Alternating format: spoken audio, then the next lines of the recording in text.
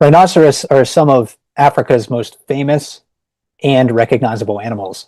Despite their size and lack of non human predators, fame didn't lead to their good fortune in the recent past.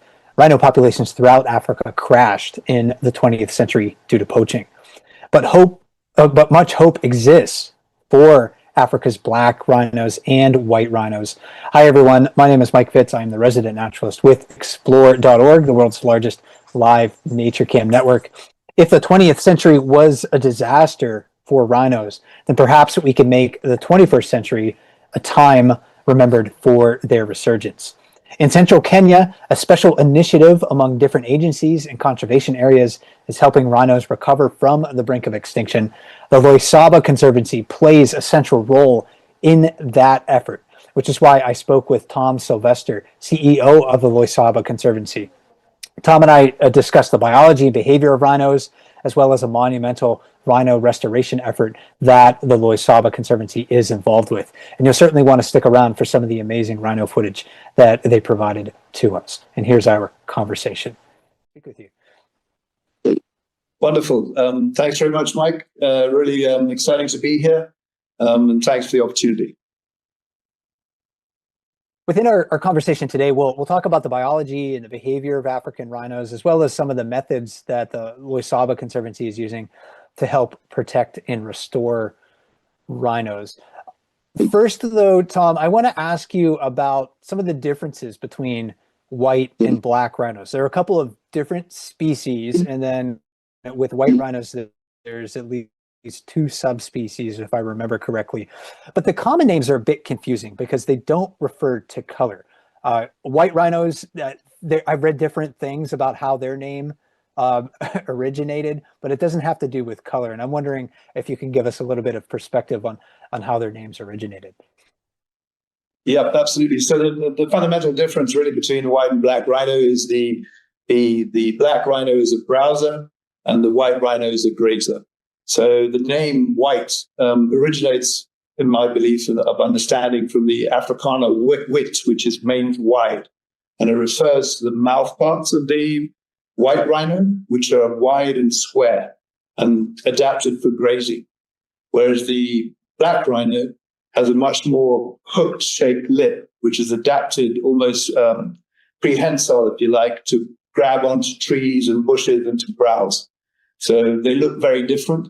You've got some other differences in terms of size. The white rhino tend to be a little larger, weigh a little bit more, particularly the males get bigger.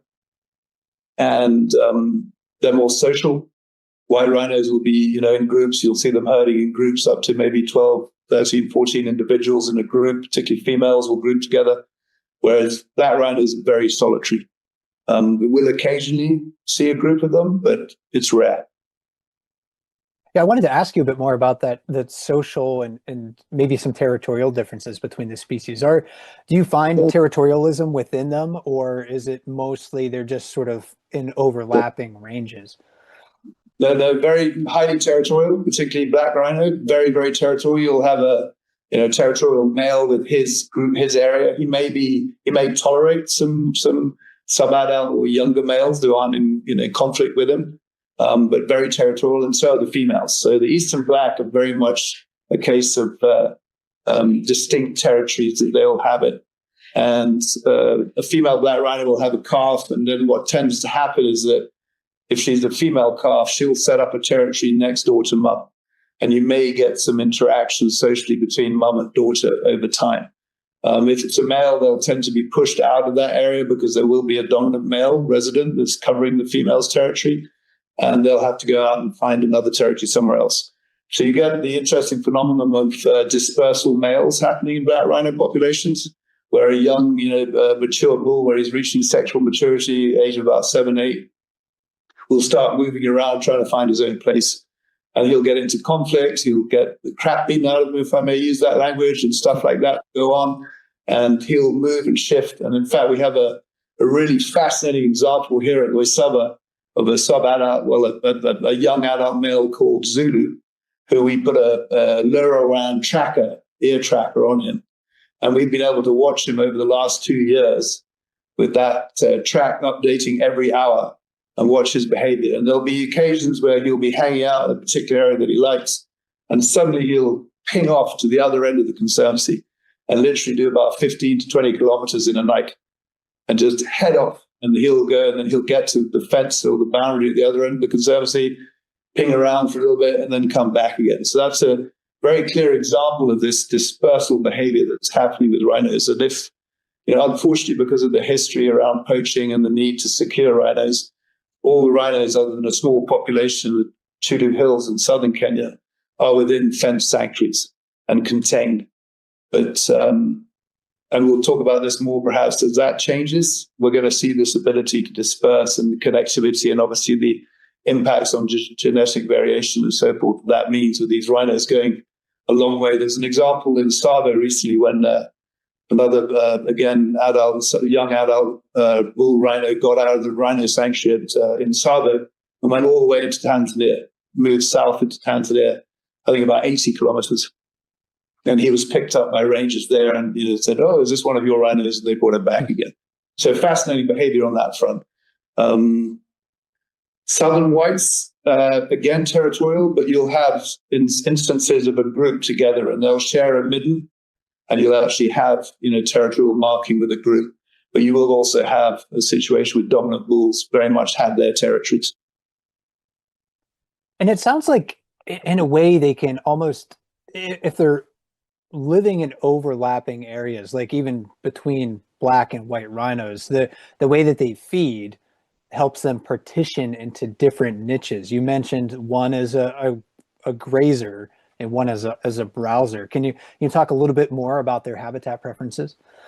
Yeah, absolutely. And I think you hit the nail on the head. It means that they're not southern white rhino and black rhino are not in conflict at all, because they're not. We've seen it here at Loisaba where we have both species now, that they'll sort of run into each other, but kind of just ignore each other, really. There doesn't seem to be much sort of aggression or interaction. It's kind of a recognition that you're not competing with me.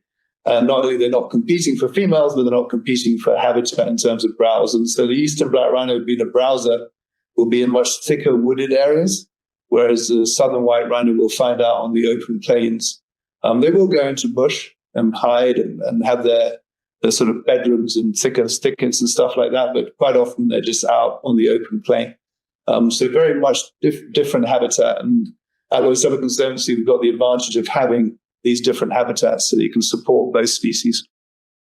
Generally, the bigger the mammal, the larger the gestation period, and also the longer length of parental care. Is that true of rhinos as well? Are they taking care of their young for many years? Yeah, absolutely. Very similar to elephant. Not quite as long. So 3 years, 3.5 years, you'll see mum and calf together. And then you'll start seeing weaning behavior and pushing away.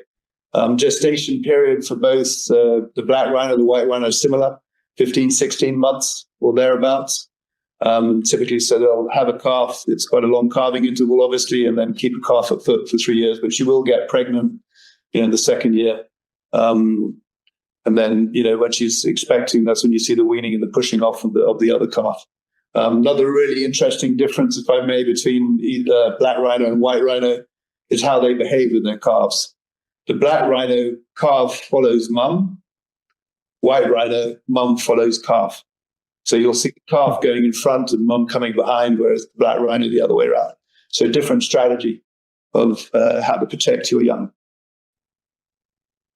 And I think my next question might lead a little bit into a conversation about the conservation of rhinos and their restoration. Africa, the habitat has changed a lot, as has much of the world over the last, few hundred years due to human expansion, colonization, and things like that.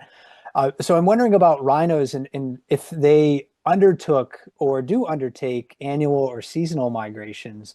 And if so, is there variation maybe between the species, and how does human development and communities have affected that over time?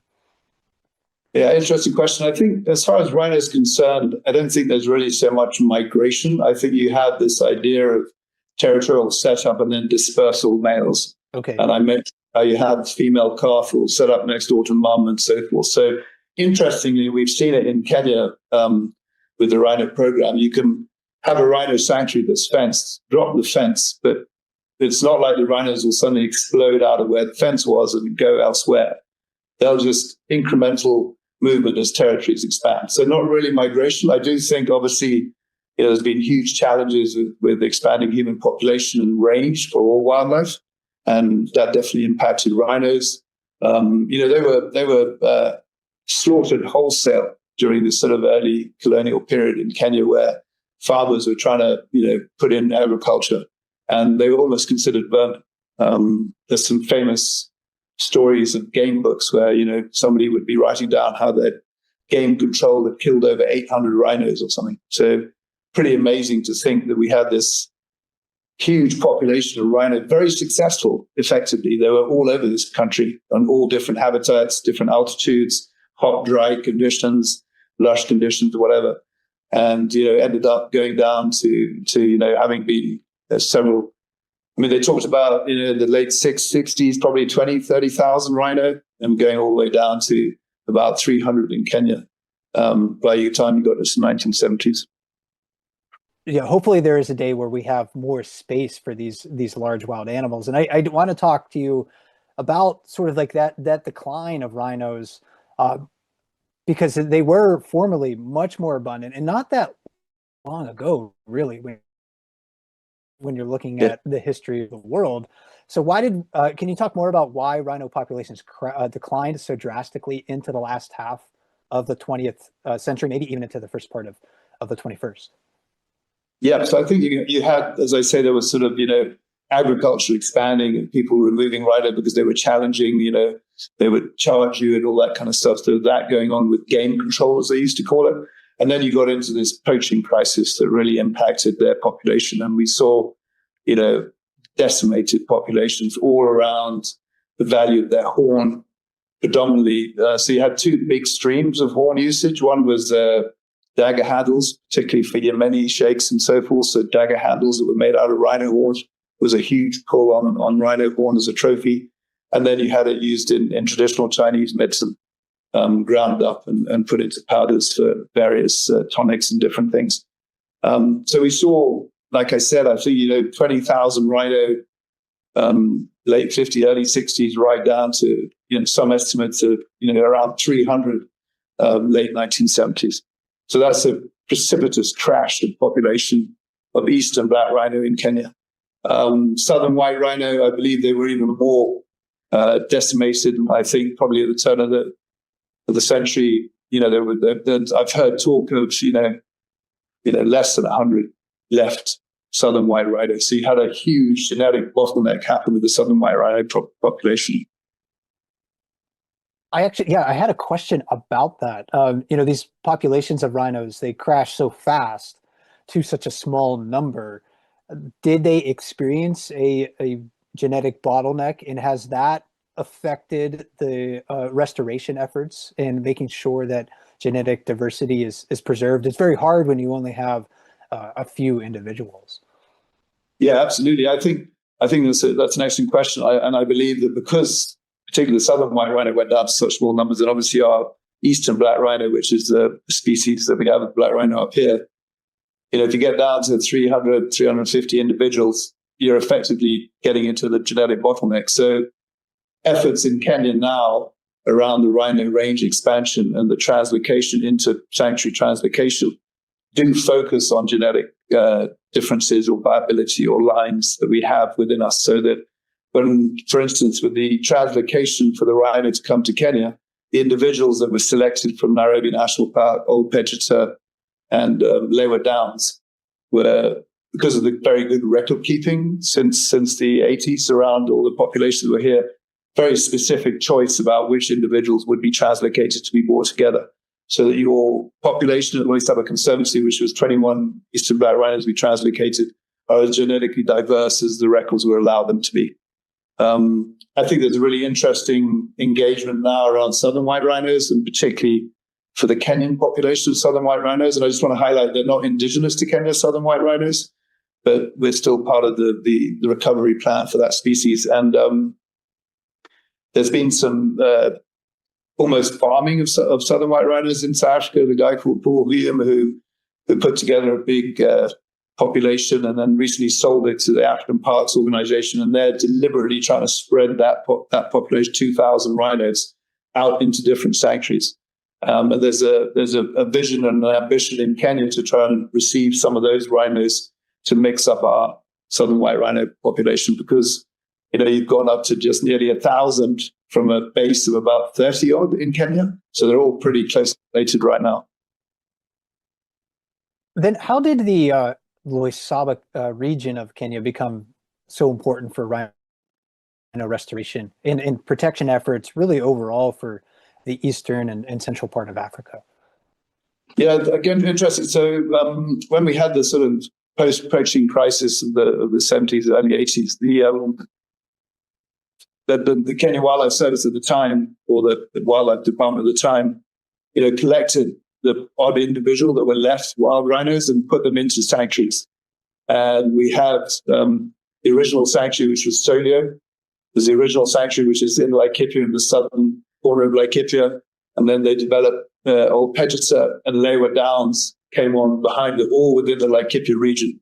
So you had these sanctuaries started up in Laikipia, and that's the region where Loisaba is as well. So there's been an incredibly successful story around rhino protection. And we've got the situation where those sanctuaries, which obviously got physical boundaries defining them, have become overcrowded.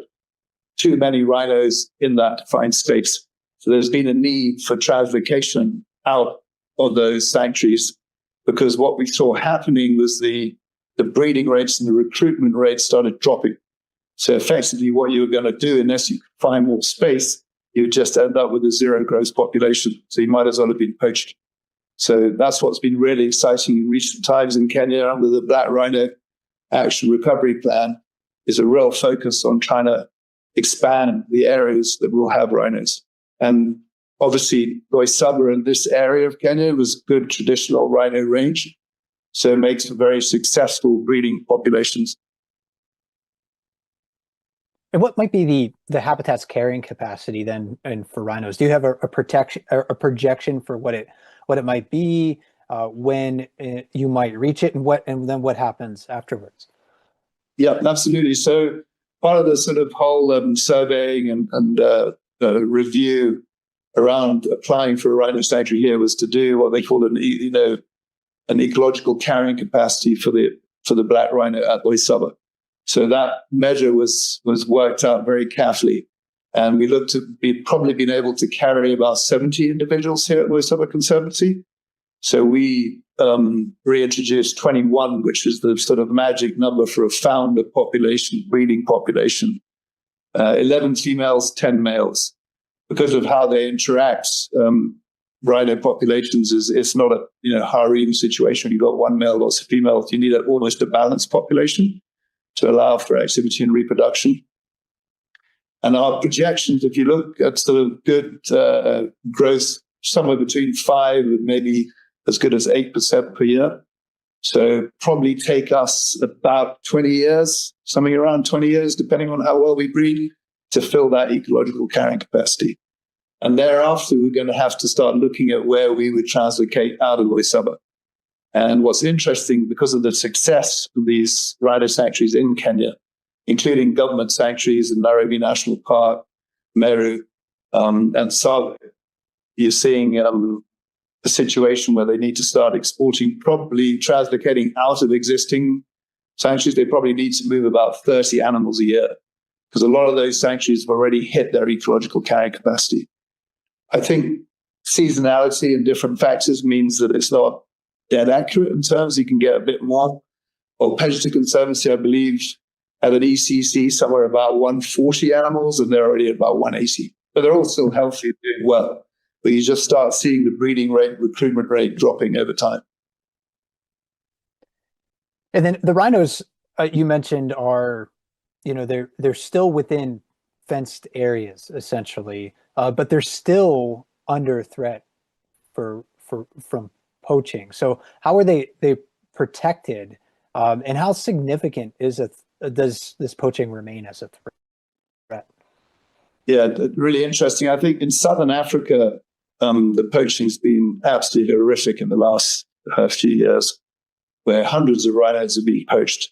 Kenya's been fortunate in the recent past, where we've actually had very little poaching. Since about 2013, 14, poaching's been very well controlled by the National Wildlife Agency, Kenya Wildlife Service, and big efforts from the Kenya Wildlife Service and private sanctuaries have meant we've almost got to a point of zero poaching over the last few years, the odd rhino here and there. So that's been an enormous victory in terms of control. The demand is still there for rhino born in the East, Vietnam, China, and the price of rhino born is still pretty high. And so protecting, as you can imagine, you've got to effectively create protection for an animal that's walking around with quite a few $100,000 on his nose. So nice target. And here at Loisaba Conservancy, obviously there was a big review before we were allowed to reintroduce rhino to check out our security systems and what's there. So a lot of it's around monitoring. The sort of Kenya Wildlife Service protocol for rhino management is you need to spot every individual rhino in the population at least once every 3 or 4 days. I think they even talk about so much 2 hours. So we have on the ground rhino monitors. Loisaba Conservancy, we're running 80 rhino monitors now, so almost a monitor per animal. I mean, well, half. We're up to 38 rhinos together, black and white now. And those guys are out in the field, finding the rhino, identifying, checking body condition, making sure that's the individual they know, entering in the database back, sending the report back to the HQ. So that's a level of monitoring. So if you're missing a rhino, you need to know quick. Then beyond that, you've got a layer of armed security that comes out on a 24/7 basis. So rapid reaction teams and patrol systems on blocks. So the whole conservancy, 58,000 acre conservancy, is split up into acreage, some blocks of maybe 8 to 9 blocks across the property. And those blocks will have a certain number of rhino territories within them that we know about, and you'll deploy night patrol and day patrol, constant surveillance. On top of that, we also have an aircraft, Piper Super Cub, and we fly aerial patrol once a day, an hour, maybe sometimes we'll skip a little bit random here and there. And then we also use a lot of drones. So technology's really helping us with conservation management and security for rhinos. So we have drone patrols, and we run a monitoring system called Earth Ranger, which has been rolled out across a lot of protected areas in Africa, where we can visualize all our assets, some of the wildlife that's tracked or collared, our livestock, on this big screen in a control room, ops room. So database collection all the time, monitoring. And then probably the single most important aspect of protection and security comes from community. And one of the most exciting parts of the project for me of bringing rhinos back to Loisaba was the buy-in from community. I had the most moving and incredible meetings with community members where they were literally describing how they'd felt robbed of their heritage. And it was fascinating to see the sort of emotion and passion that came out, the idea of reintroducing rhino beyond economic benefit. I even had elders come and talk to me about how they were willing to donate some of their livestock to help me raise the funding to build the fence to put the rhinos in. It was extremely moving. And that is the best security you can have, is a population of community members and partners that are living around the protected area that believe in the value of having those rhinos alive. So Tom, you mentioned that rhino horn is worth a lot of money, but what's it made out of? I mean, it's essentially, I think, made of the same material that all mammals have on a certain part of their body. Yeah, absolutely. I mean, this is the sort of the deep irony of it is you've got material that's worth, as I said, hundreds of thousands of dollars, and all it is literally fingernails. That's it, keratin, same as your fingernail, your hair. That's all that rhino horn is made out of. And it's terrible to think that these incredible animals have lost their life just for a bit of a fingernail, ultimately, that will come off. And even during the translocation, it's quite interesting. Watched how fighting. You've seen rhinos fighting, and they'll lose their hold sometimes. They'll literally come up a bit like when you slam your finger in the door and you lose your fingernail. That can happen, and then it just grows again. How are you working with, I guess, local communities to gain their cooperation to protect rhinos? Okay, so I think if we just sort of look at the Loisaba model, it's very much a people-centric conservation model. There's a great understanding here, and from who partners that we have that in the absence of people, and you probably don't need conservation. Ergo, it's about people ultimately, and it's about making sure that awareness is communicated through education programs and engagement, and that benefits, both direct or very accrued and sort of less direct, are accrued by the community living around the protected area. And we run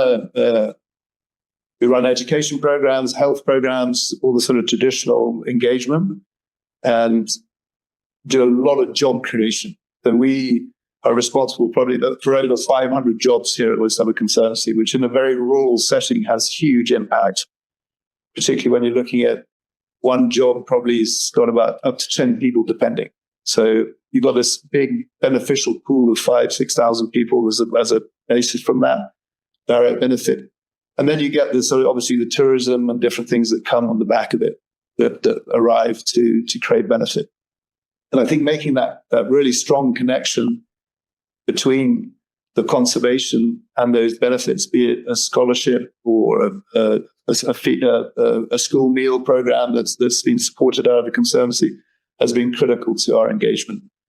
We've also gone to the point where we want to have an independent measure of how our community engagement is going.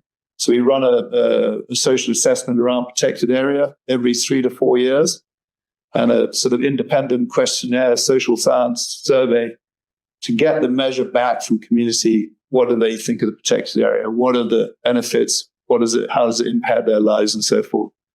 And we ran our first social assessment about 7 years ago now.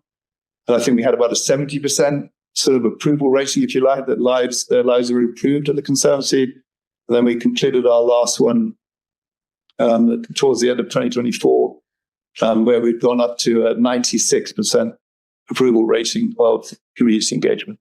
So a real central tenet to what we do with conservation here is our community relationship. Yeah, that's fantastic. It's easy to forget that so much of conservation has to be people-centered, because without the support of local communities, local individuals, it's just so much harder and often unsuccessful and futile to try to conserve wildlife. So that's really wonderful to hear. I'm curious though, you said you started with about like 38 rhinos at Loisaba. How has the population grown since then? Where are you at right now? Yeah, so sorry, just correction. So we originally translocated 21 eastern black rhinos 2 years ago. Okay. And then later on last year, we then translocated 11 southern white rhinos. So the eastern black rhino population, we've had 6 calves. So we're up to 27 eastern black rhinos, and we had 1 southern white rhino calf. So we're 38 total across both species. They've bred incredibly well. We had 2 of the eastern black rhinos arrive pregnant, but the other 4 calves have been conceived and born on Loisaba. And I think, 6 out of the 11 females, we've got 5 more babies to be expected. And I'm hoping to see those hopefully before the end of this year. I'm ambitious, but would hope to see us all have, everybody have their baby by now. Oh, that sounds exciting. Yeah, the southern white rhinos will take a little longer.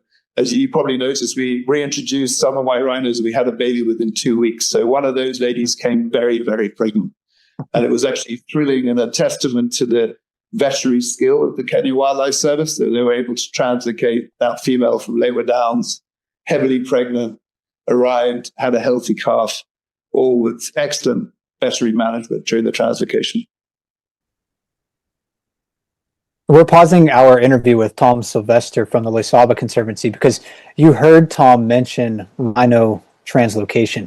Later in the interview, we will discuss that topic more and Tom provides a lot of really great information about it. But before we get to that, we wanted to share a video produced by our webcam partner, Impala Live in Kenya, about the journey of the rhinos to Loisaba. Here's the video. I think you'll enjoy it.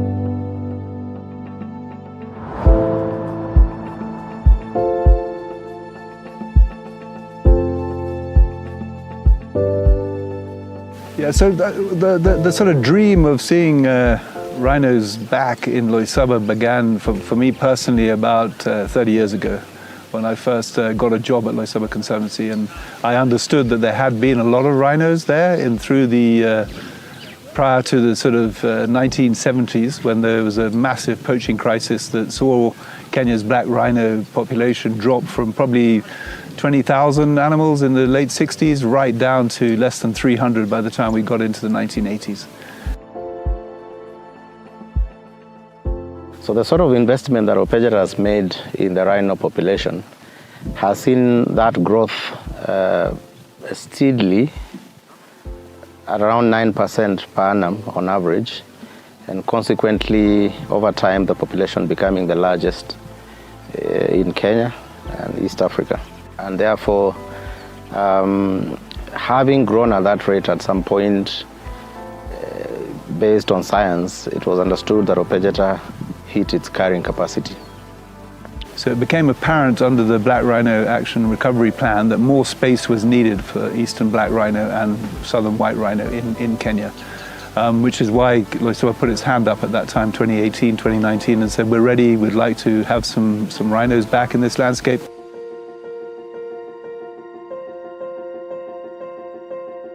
The journey really started with a letter to the Kenya Wildlife Service requesting to become a rhino sanctuary.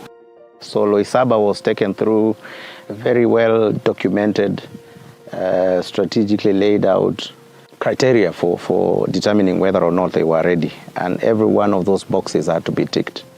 I'll say habitat assessments were done. So the browse, the quality of water was looked at. Then in terms also of security, there are security assessments that were carried out. And we began the translocation in middle of January 2024.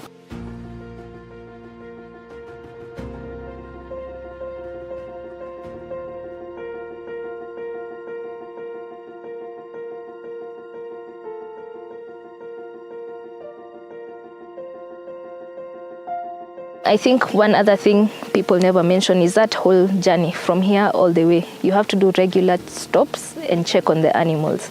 And it can be very, not stressful, but you just have to keep on monitoring to ensure that they are awake, that they are fine physiologically.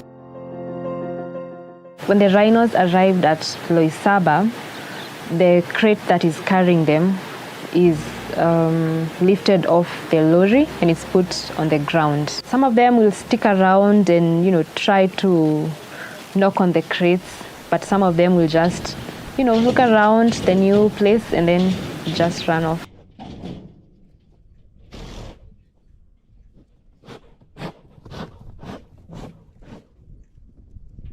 Then we had challenges with LAN when the first arrivals, because the rhinos came from places where they knew about LANs, but the LANs at Loisaba had never seen a rhino.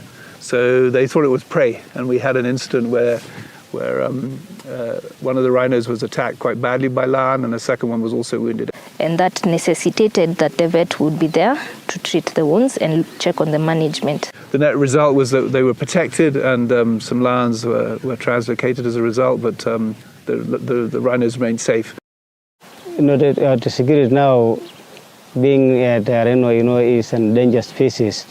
When they bring in the eastern black rhino, now the security now is becoming more vigilant, because as you are aware that it's something in very sensitive, and so on. So now I can say that my security now is bigger. It's bigger. Doing patrols by vehicle, by foot, by aircraft, by airfield. I can say that there was enormous buy-in from the community, make sure that they were fully on board and informed about bringing this megafauna back to the area. Really, it's been a real highlight to see how well they've settled down. We've since had 2 births already. We've seen a lot of mating, and the rhino body condition are all in the top end of the range. So at the end of the day, from my perspective, it's a real testament to conservation success if you can successfully reintroduce a megafauna to an area where it's been absent for about 50 years. It means that something's still right.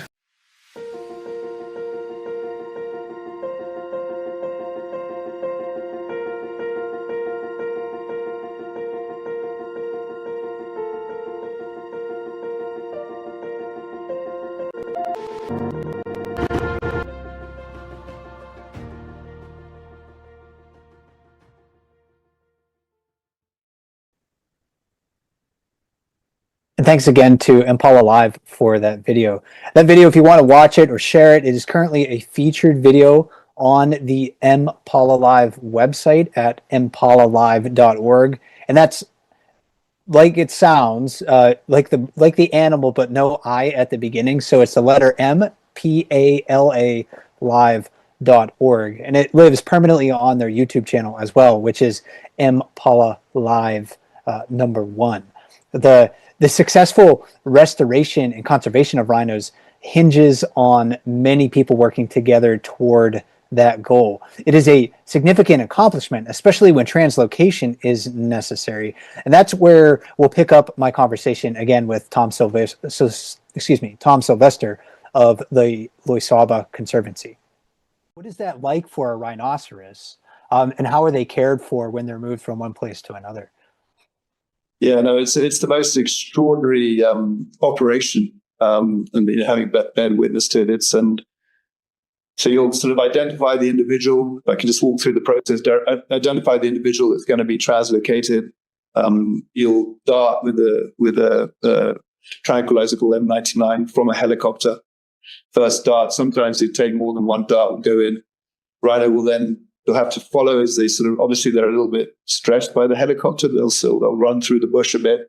They get followed by the teams on the ground until they get sleepy. And when they're, close to succumbing totally to the tranquilizer, the guys will go in and put a rope around the rear legs, hold onto the animal, make sure it's secured, and then it will go to sleep, collapse and go to sleep. And then you've got to monitor everything. Breathing, blood oxygen, pulse rate, all of that is heavily monitored while samples are taken. So this animal will be out for a defined period of time, maybe 15, 20 minutes, let's say. Where samples are taken, tracking devices are fitted, horn transmitter, you have a drill into the horn, put in a VHF horn transmitter, maybe put a LoRa tag on.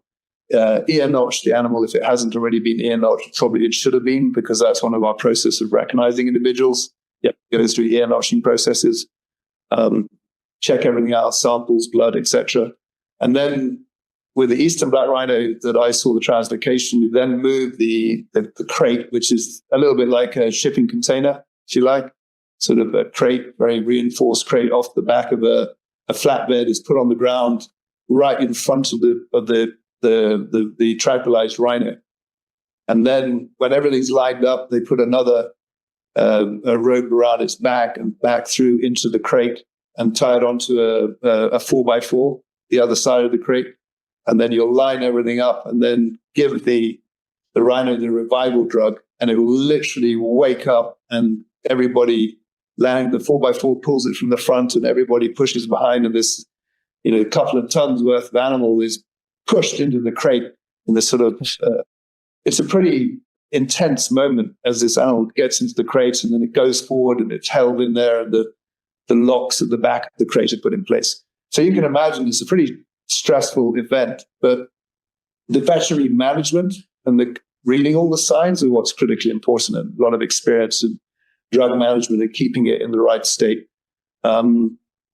So that's the methodology that we use for the eastern black rhino translocation. And we had 100% success rate, and had animals moving all the way from Nairobi. So you're talking about a 200 plus kilometer journey, all day and more getting here, successfully released and doing well. But it is a stressful and traumatic period. We had one incident during the translocation at Old Pedgeter Conservancy, where literally the rhino, having had all the samples taken, it was literally getting to the point where it's going to be revived, stopped breathing. So they literally had to perform CPR on a rhino. So you've got literally grown men bouncing up and down on the chest of the rhino to get him, she in this case, breathing again. Successfully revived, and boom, she stood up and off she went. And there was an amazing photograph of that happening. It sort of looks like a Renaissance painting of people flying everywhere, where this rhino suddenly wakes up. It was extraordinary. Anyway, you can imagine the picture. It's a big operation, lots of things going on. So interestingly, with the southern white rhino, we changed the protocol and used a protocol that had been used in the past in Kenya, but then they couldn't get hold of the right drugs and different things. And it's something they use currently in South Africa, where you literally, the rhino is never fully tranquilized or knocked out. It's kept in a sort of sleepwalking state, if you like. And literally tranquilized and kept in a state, blindfold is put on it, and then you do the sampling and whatever it is, and then you'll literally just walk them. It can be 2 or 3 guys can lead and push and walk this rhino into the crate, and it will just sleepwalk into the crate, and it's far less stressful. And a much better, I guess, method of trying to get them into a crate. They're slightly, docile is maybe the wrong language, but they're less aggressive than black rhinos. So there's a whole sort of different attitude towards them, I guess, from people.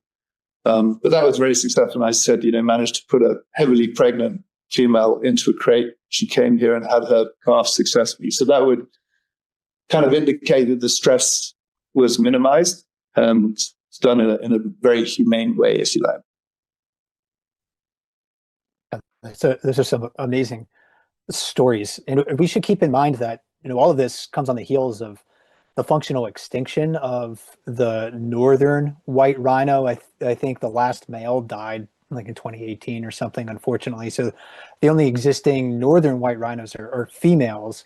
But populations of the southern white rhino that we've talked about, the black rhino, they're rebounding in certain areas, although there's still certainly threats to those species. What do you see for their future in Kenya for rhinos? Yeah, I think for the southern white rhino and the eastern black rhino that we have, I see a really positive, hopeful horizon right now. Kenya's been incredibly successful in that program. And, it's borne out by the fact that we're now looking for more space on the Kenya Rhino Range expansion program. So trying to encourage landowners to take on the liability of having rhinos and doing the fundraising around it and what it means, and obviously growth of tourism and all the rest of it. So there's a really hopeful and inspiring story in Kenyan rhino conservation right now for those 2 species. And I'm feeling very confident that we're going to see really, big strides, particularly when we can create more space and get better breeding rates happening.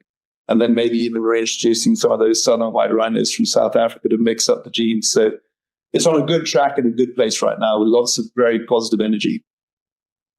The northern white rhino is an interesting thing where obviously, functional extinction, you've only got 2 females left that we know about. And all 3 of those northern white rhinos came out of a zoo in the Czech Republic and were translocated to Old Pedgeter Conservancy with the hope that they could breed. Unfortunately, Sudan and the 2 ladies never bred, but they did take some of his sperm, and there's some real eggs, and they've done some in vitro fertilization program going on at Old Pedgeter, which is hopeful. And there was a tragedy a couple of years ago, but we know that they did manage to have a viable embryo.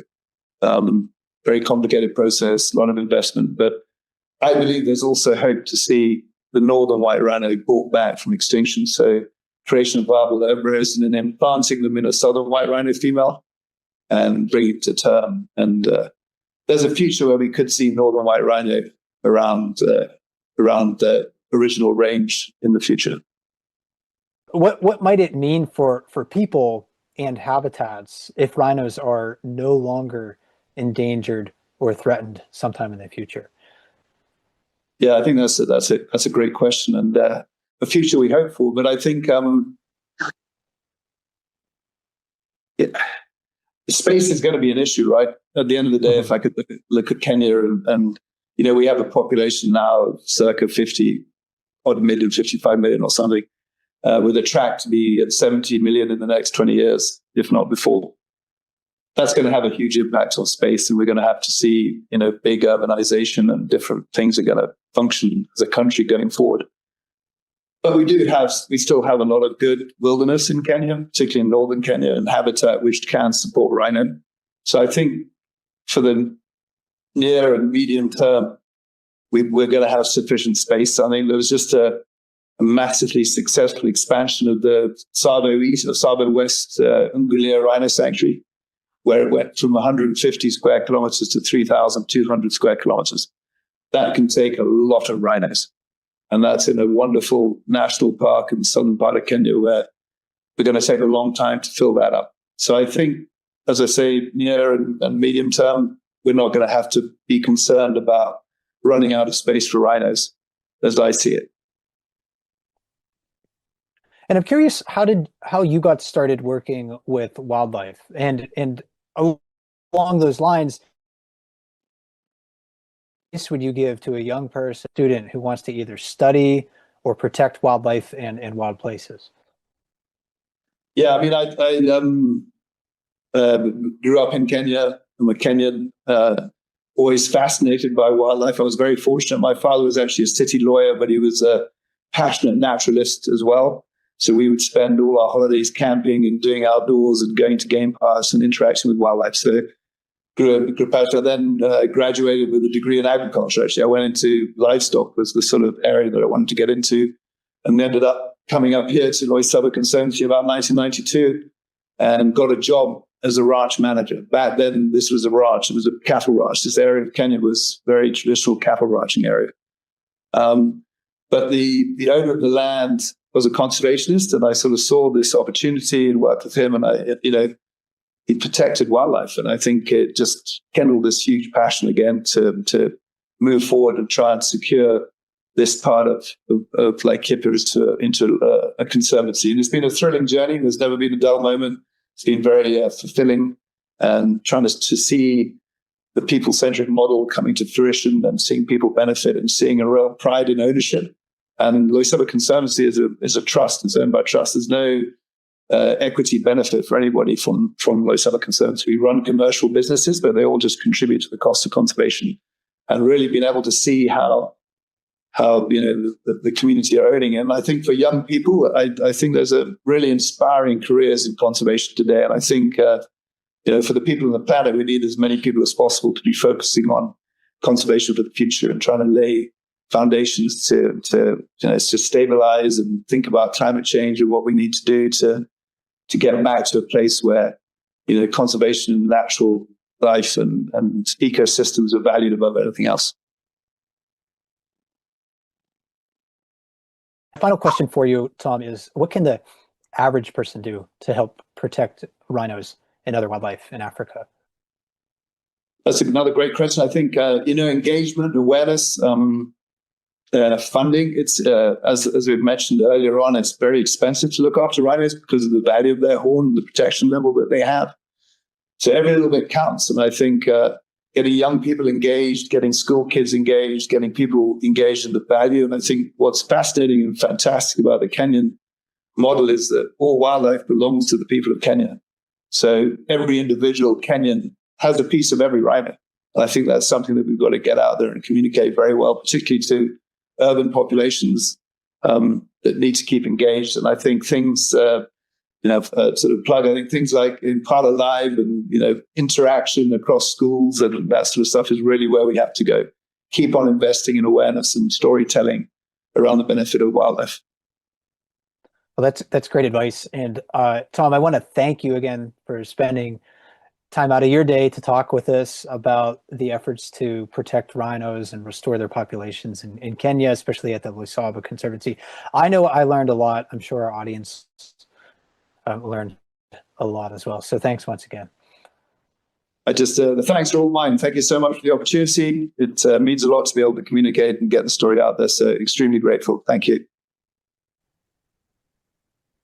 Thanks again to Tom Sylvester, who is the CEO of the Loisaba Conservancy. If you want to learn more about their work, go to their website, which is loisaba.com. That is LOISABA.com. And I also want to send a special thanks to our webcam partners at Impala Live. They're the ones who put us in touch with Tom and spearheaded really the effort to get a program about rhinos and the restoration and translocation efforts in Kenya. So thanks to Valerie and Victor from Impala Live. Again, check out their work, impalalive.org. That's MPALALIVE.org. Rhinos in Africa are special creatures who deserve space alongside us on planet Earth. I'm grateful for the people and the organizations who are committed to that effort. During the interview, you heard Tom talk about knowing the location of every rhino to protect them from poaching. While it is necessary currently, because that's the state of the world we created, I was thinking about how extreme of an effort that is. We shouldn't have to take such drastic measures. We shouldn't need to surveil every rhino on Earth. So let's continue to work towards a day, hopefully sometime in the near future, where that is unnecessary. And you can help by continuing to spread the word about illegal rhino horn trading and the suffering it causes rhinos, and by supporting organizations that work to give rhinos sanctuary, especially when their work also uplifts communities of people who share the landscape with rhinos. Do not accept the possibility of a world without rhinos. Extinction is never an option. My name is Mike Fitz with Explore.org. Thanks for joining me today. And until I see you again, as we like to say at Explore, never stop learning.